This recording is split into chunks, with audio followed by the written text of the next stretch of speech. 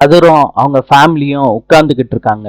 ஜாதகக்காரரு சொல்றாரு, கிருஷ்ணனோட பாதம் இந்த வீட்டுல படணும். சோவி அதை தான் சொல்லுது. கதிரோட அம்மா சொல்றாங்க, கொஞ்சம் புரியுற மாதிரி சொல்லுங்க சார். இந்த வீட்டுக்கு புதுசா கல்யாணமாயிருக்க பொண்ணு மூலியமா இந்த வீட்டுக்கு வாரிசு வரணும். இந்த குழந்தையோட பாதம் இந்த வீட்டுல படணும். கிடைக்க வேண்டிய சுபிட்சம் எல்லாம் இந்த வீட்டுக்கு கிடைக்கும். இந்த குழந்தையோட பாதம் பட்டாதான். கதிரு சொல்றாரு, அதுக்கெல்லாம் வாய்ப்பே இல்ல ஜாதகக்காரரு.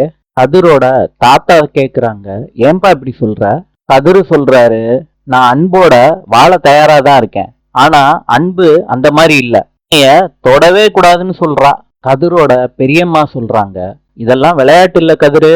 தேவையில்லாம அன்பு மேல பழிய சொல்லாத. கதிரு சொல்றாரு, நான் வேணா கற்பூரத்துல அடிச்சு சத்தியம் பண்ணவா?